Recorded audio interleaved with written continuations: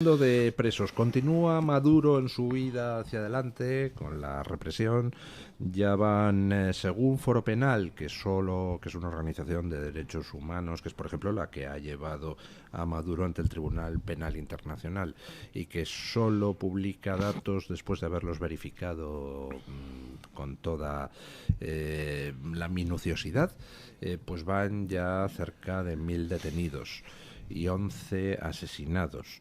El régimen de Maduro dice que no, que ha detenido a 2000. Bueno, la presión internacional continúa aumentando. Ya saben ustedes que Estados Unidos ha reconocido a Edmundo González como nuevo presidente electo de Venezuela. La Unión Europea lleva cerdeando una semana. Publicaron un comunicado conjunto, Francia, España, Italia, Holanda, Alemania y Portugal, pues absolutamente lamentable, el sábado por la mañana, donde decían, continuaban con la matraca de que enseñe Maduro las actas.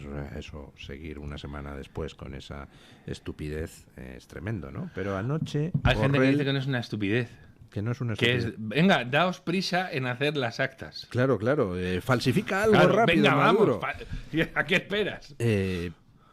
Ayer, sin embargo, ya hubo comunicado de la Unión Europea como Unión Europea donde se iba un pasito más allá y se decía que lo que ha dicho Maduro de que ha ganado en las actas no tiene ni la más mínima corroboración documental. Segundo, que sin embargo la oposición ha publicado datos que, habiendo sido verificados por organizaciones independientes, apuntan a una victoria de la oposición. Y tercero, exigiendo a Maduro que cese la represión. Todavía se queda la Unión Europea muy corta porque ni reconoce a Edmundo González como presidente ni exige la salida de Maduro del poder.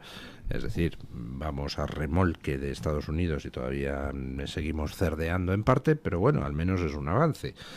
¿Qué va a pasar? Porque está claro que ha fracasado el intento de Maduro de hacer un fraude y ya solo le queda pues transformar a Venezuela definitivamente en Cuba, ¿no? Esto ya ha pasado. El problema no es Maduro. Maduro, imaginaos, Maduro lo que es el tío más tonto del planeta, ¿vale?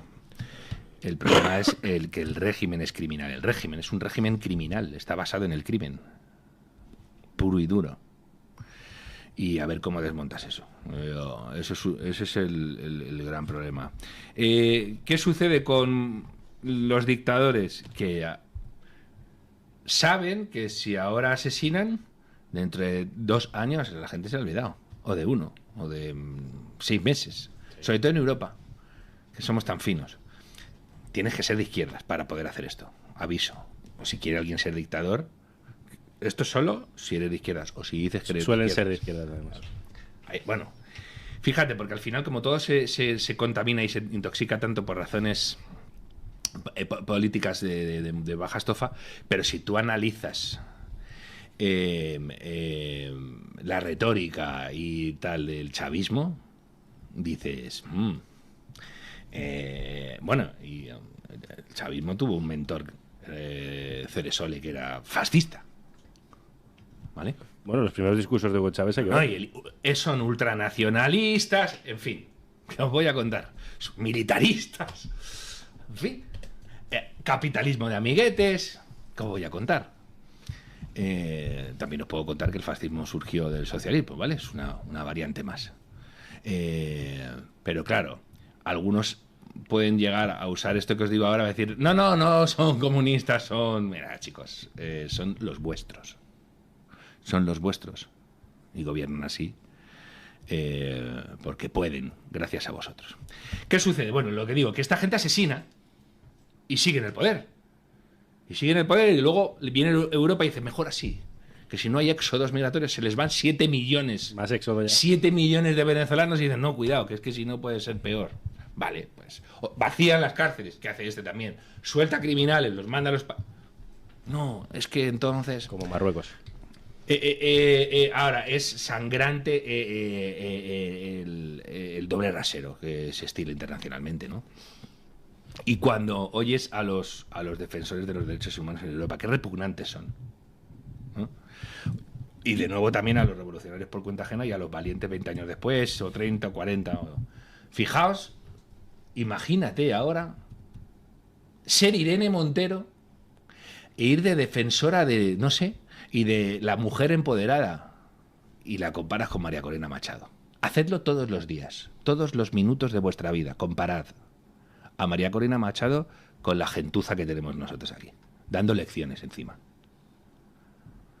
Oye, ¿se ha sabido algo más de Yolanda Díaz? Esta que pedía inmediatamente que se reconocieran los resultados. Y del pintamonas de Monedeuros. ¿Se ha sabido algo más? Este también estaba explicando por qué no era un fraude y cosas de estas. Llamando mentirosos a... Los que tenían... Pero imaginaos lo que ha sido lo que es la izquierda mediática española, etcétera, ¿no? Que te hacen reportajes para rodear el sobre por qué era legítimo rodear el Congreso y la lagrimita de emoción que se le escapaba a algún vicepresidente del gobierno al ver cómo se o pateaban a policías. Pateaba a policías a las puertas del Congreso. Imaginaos dónde están en este caso, ¿no? La Unión Europea puede hacer mucho, pero ya digo, lo grave es que ese régimen es criminal y ese régimen es mafioso. Y los que detentan el poder verdaderamente, no sé si lo van a soltar. ¿Y qué vas a hacer? ¿Llegar a un acuerdo con ellos para que sigan? ¿Vas a corromper per secula seculorum Venezuela? ¿Vas a decir, vale, sí, pues que gobierne pero nosotros, o que pongan a ahí de presidente, pero nosotros seguimos mandando en el ejército y entonces no hay transición posible. No. Ese es el problema, que ellos han visto que ellos ante matar, robar, etcétera no se arredran y que los demás sí, los que tienen escrúpulos en esas situaciones pierden. Y van a ver, por ejemplo, Jaime Baile decía otra cosa que es muy interesante. Como en Estados Unidos cambian el chip enseguida y dejen de prestar atención. Hay elecciones. Bueno, varios desarrollos. Ya algunas voces cercanas al chavismo están diciendo que habría que repetir las elecciones en diciembre. Bueno, antes he criticado al Papa por sus palabras ambiguas ayer sobre Venezuela, que me parecen inadmisibles y que además contrastan enormemente con un comunicado que han publicado dos obispos venezolanos. Brutal el comunicado. Les leo la conclusión. Dice: es previsible que el gobierno, en señal de bueno, aparte en el comunicado, estos dos obispos venezolanos denuncian pues que ha habido un intento de fraude masivo por el gobierno, hablan de la victoria inapelable de la oposición, etcétera, etcétera, y concluyen el comunicado, que es largo y que merece la pena leerlo entero, diciendo: es previsible que el gobierno, en señal de pretendida legitimidad y seguridad y buscando anticiparse a la jugada, convoque a diálogos, a comenzar por las iglesias y confesiones religiosas, bajo la premisa de reconocer la proclamación de los resultados por el Comité Nacional Electoral y sobre todo la sentencia del Tribunal Superior de Justicia de Maduro. Eso para nosotros es inadmisible porque sería ignorar el fraude evidente, la usurpación manifiesta, desconocer la soberanía popular inequívocamente expresada y el consecuente derecho a expresar pacífica, pero decidida y firmemente la legítima protesta. En consecuencia, y en los términos clásicos de la no violencia activa, aparece en el horizonte el deber moral de apoyar y sostener las justas iniciativas para encarar la arbitrariedad y desafueros con la desobediencia y o resistencia cívicas de raigambre ética e incluso religiosa, según el espíritu de las bienaventuranzas, responder al mal con el bien y ser artífices de paz en la esperanza de que la verdad nos hará libres. Está bien escrito. Hasta la forma, lógicamente. Pero esto, yo me temo que hay una premisa que a veces yo creo que se nos olvida y con esto le regalamos tiempo también al tirano. Ya esto no va de unas elecciones siquiera, de si, aunque el 100% de los venezolanos hubiesen votado a Maduro, es un gobernante ilegítimo, es un tirano, es un dictador. No tiene que seguir en el poder, hay que sacarle del poder, hay que desear que esté fuera del poder. Me temo que sacarle. No, esto no va ya de legitimidad. Está muy bien que otros países le reconozcan a González como presidente, como presidente electo. Está bien que la Unión Europea estaría bien que diese el paso, está bien que Estados Unidos la haya reconocido. pero me temo que esto ya no va de autoridad, va de protestas, va de pura fuerza, y el último paso no puede ser pacífico, no puede ser ni democrático como ha sido en las urnas, porque no sirve, ni va del reconocimiento exterior de un gobierno que no lo es en ejercicio. El último paso lo tendrán que dar los venezolanos y va de sacar por la fuerza del poder a Nicolás Maduro, algo que es muy difícil, obviamente. Y ¿Cómo puede el pueblo desarmado echar a los que tienen las pistolas? Claro, ¿no? sí, esa es la complicado. cuestión, porque podemos reconocerle de todas partes, pero si ese paso no se da, aunque parece que está muy nervioso, parece que está deteniendo a mansalva, pero la fuerza, esto va de poder, no va de legitimidad democrática, va de poder, y Maduro no entiende otra cosa que de poder, no entiende de nada, seguramente de poder entienda poco, pero es lo único que vive día a día, es el camino, o sea, no... Y es muy difícil, y decir esto lleva un poco a la melancolía, pero las dos opciones son las que hay: o vamos a una salida violenta de Maduro del poder, a una huida a Cuba que veo improbable, o Venezuela se convierte en un país como Cuba, con un régimen absolutamente totalitario, que ya no va a fingir ni siquiera elecciones, que va a reprimir aún más, si cabe, a la oposición, que es decir, a la mayoría de la población, y que va a aislarse del resto del mundo, más de lo que está, porque no está tan aislado como está Cuba, ni muchísimo menos. Entonces, ante eso, y con el panorama que viene, que estamos en verano en el hemisferio norte, que hay elecciones en Estados Unidos de aquí a 4 meses, es fácil que el foco se vaya quitando, y por eso no podemos quitarlo de Venezuela. La única opción es sacar a Maduro del poder. ¿Es difícil? Es muy difícil. ¿Cómo pueden ayudar otros países? Pues por un lado la parte de legitimación, y por otro pues, apoyando como se pueda sobre el terreno a los venezolanos. Hay una madre del cordero, y es la de gente que está la de gente que se ha aprovechado de la miseria de los venezolanos, que ha hecho caja con la sangre de venezolanos. Imaginaos la de políticos, empresarios, etcétera, que hay fuera de Venezuela. Madrid es la capital mundial de eso. Que no está interesada en que esta gente caiga, porque imaginaos dónde pueden acabar. Que esta es otra. Los mismos que piden que no haya leyes de punto final, y que no haya... Y que aquí no ha pasado nada. Ni olvido ni perdón y tal. Con estos sí. En estos casos sí. Bueno, no hay cárceles en Venezuela para meter en la cárcel a tanto miserable venezolano y no venezolano que ha hecho tantas fechorías en Venezuela, y que es cómplice de tantos crímenes. Eso influye también aquí, en este tipo de decisiones. Es decir, oye, joder, que no caiga que entonces caemos nosotros. Un montón de gente que ha hecho muchísimos negocios turbios ahí, que ha hecho asesorías. Hay mucha gente que tiene muchísimo que perder si en Venezuela se recupera la libertad, ¿no? Maduro, la diferencia con Chávez era un tipo con carisma, él era un tipo carismático y tal, pero Maduro, que vuelvo a decir que es que Maduro no es nadie allí, no es nada. Tú tienes que descabalgar al régimen.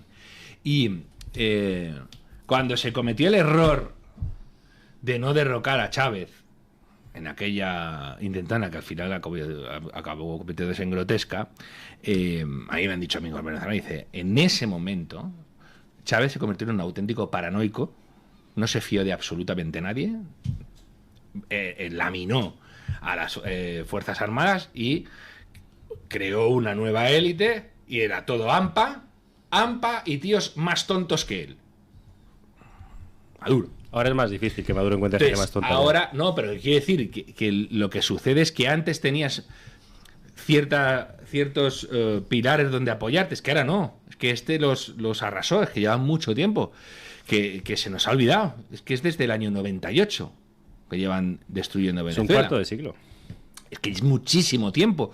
Y por desgracia, fijaos, mi querido Carlos Alberto Montaner, cuando yo lo he contado alguna vez, en el año 98, cuando gana Chávez, le dicen unos amigos suyos venezolanos, oye, Carlos Alberto, ¿y cómo hacemos?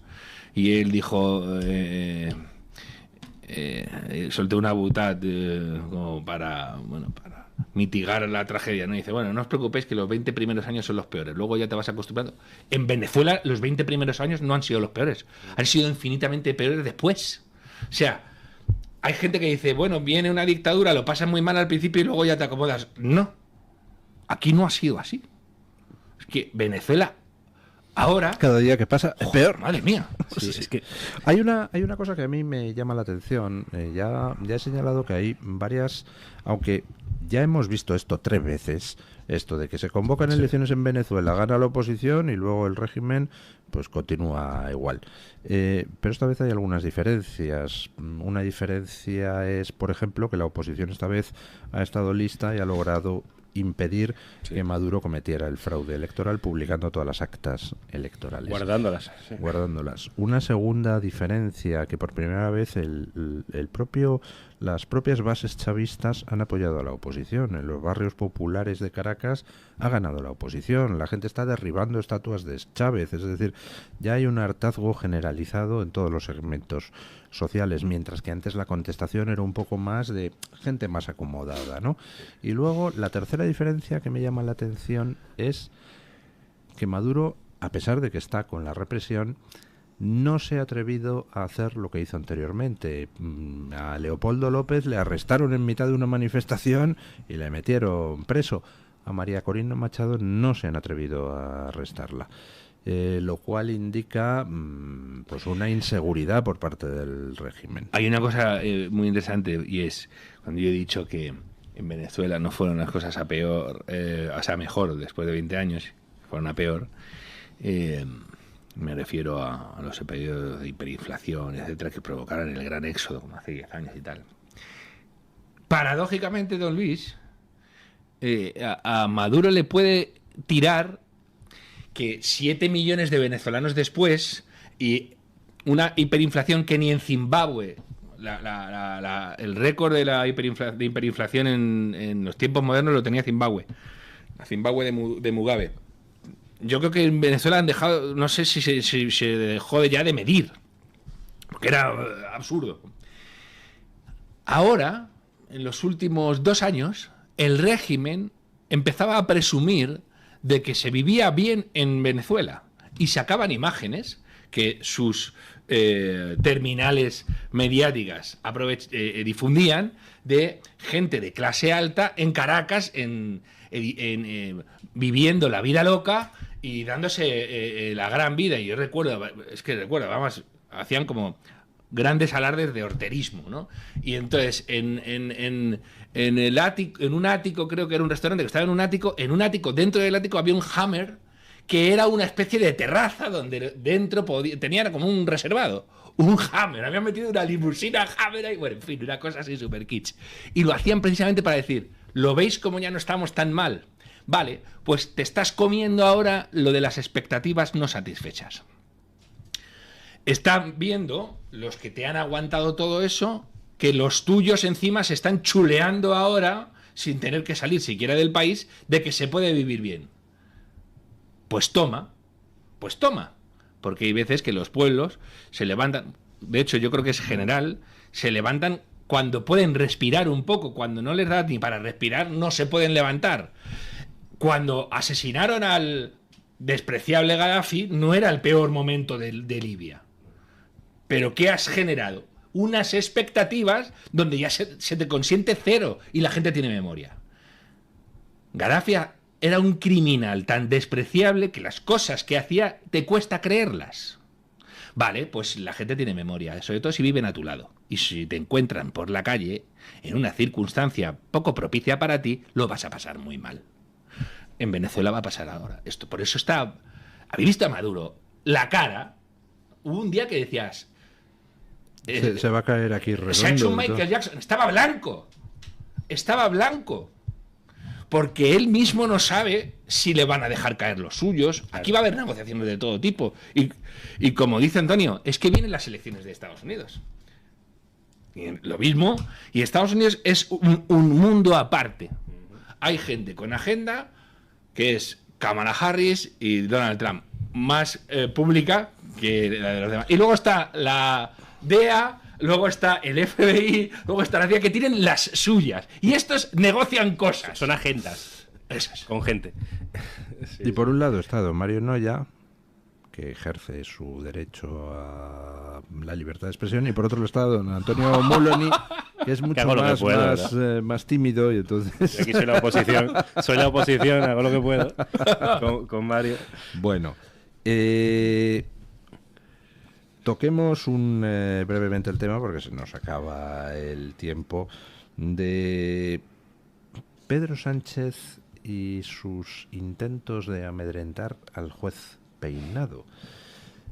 Pedro Sánchez yo creo que quería encarar las vacaciones pues con una cierta tranquilidad, y parece que no ha podido. ¿Recuerdan ustedes que Pedro Sánchez prometió no sé qué ley para controlar a los medios para julio?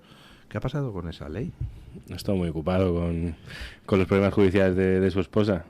Ocupado y preocupado no, porque cuando le tocó defenderla prefirió callarse, así que no estará tan preocupado, o se ve que si hubiese hablado hubiese sido peor para ella. Pero sí, está retrasando lo de la ley de los medios. Aún así, está amedrentando a los medios, amedrentando a periodistas, amedrentando a jueces, que a lo mejor es la estrategia, ¿no? No sacó la ley, porque con la ley ya hay un marco, pero si la ley, amenazando con la ley, asusto, amedrento. El otro día, un periodista radicalmente del régimen, que ha salido de la agencia EFE, de repente se atrevió a hacer una pregunta medianamente comprometida a Sánchez, y le miraban mal mientras hacía la pregunta los demás periodistas, muchos de los que estaban en la sala. Bueno, pues ese es el ambiente en el que estamos, que un periodista, en teoría, que su trabajo es preguntar al poder y dar respuestas a la sociedad, ser cauce, simplemente, mira mal cuando otro, con una larga trayectoria, se le ocurre hacer una pregunta al gobernante, al tiranillo que tenemos aquí, al pequeño Maduro, al Maduro en potencia que tenemos aquí. Fue Fernando Garea, ¿no? Sí, señor. Pero que también dije, fija, he desconectado un montón en vacaciones. Bueno, en vacaciones, en estos 6 días. Pero digo, voy a ver qué ha dicho. Porque me lo estaban convirtiendo ya en héroe. Digo, madre mía, está en Kiev en los primeros momentos de la invasión o algo.